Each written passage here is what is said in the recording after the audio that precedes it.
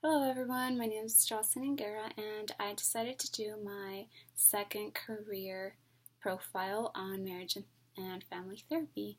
And I decided to focus on the LDS Family Services, specifically the one in San Jose, California, since that's the closest one to my home.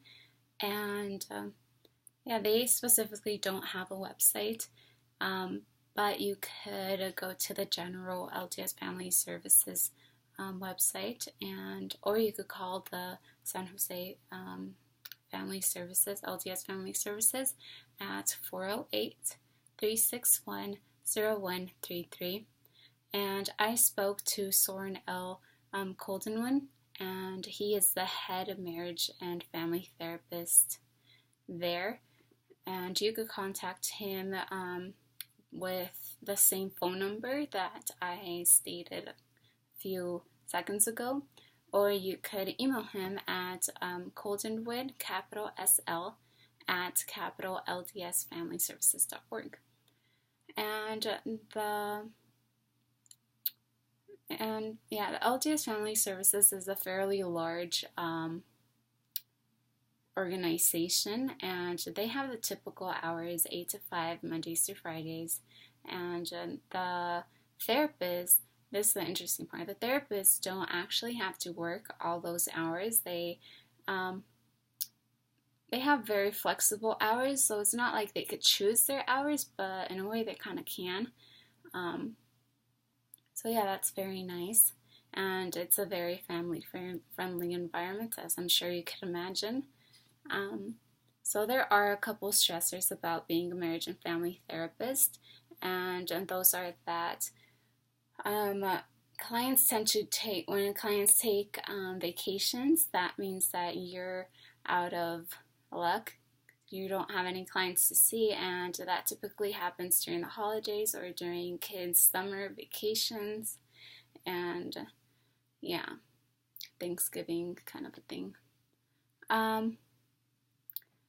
So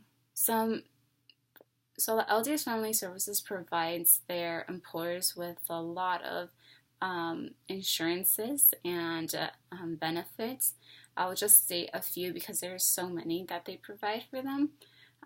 So they provide the general ones like the health, the dental, the vision. But in addition to those, they also provide mental health care, retirement plan, and medical plan, military leave, medical leave, vacation and paid time off, sick days and holidays. Yeah, so those are just a few that they provide for the employers. And one thing to note is that these insurances and benefits, most of them at least, are only available to the full-time employers, not the part-time employers, unfortunately.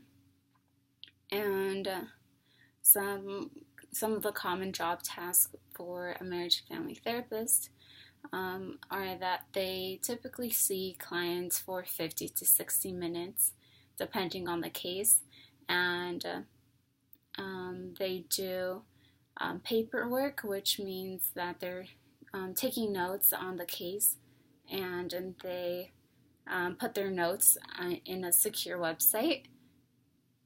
And then they also do research to make sure that they're keeping up with the methods and information about how to properly care for their clients and their situations. And then they're also answering and making phone calls, working with bishops and stake presidents, and they sometimes have to travel for their jobs. So those are just some tasks that they have to do. And to become a marriage and family therapist, you must have a master's degree and and you need to have a license in whatever state you decide to live in. And you have to have, in order to get a license, a marriage and family therapist license, you must have at least 2 years of supervised clinical experience. Yeah, and if you want to, if someone's interested in becoming a marriage and family therapist, then they must major in marriage and family studies, social work, or psychology. And the salary ranges between $23,870 to $72,280, and it really just depends on the area that you live and if you're working independently, like if you have your private physician, or if you are working with an organization like the LDS Family Services. And it also really depends on where you're working and living.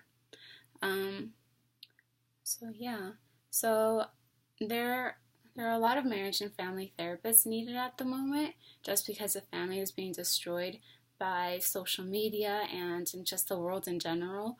And it's very easy for people to get confused on what the purpose of creating and maintaining a family is. And yeah, so I really hope you enjoyed my presentation, and if you have any questions, then please feel free to comment in the comment box, and I'll try to respond to them as soon as possible. Thanks, bye.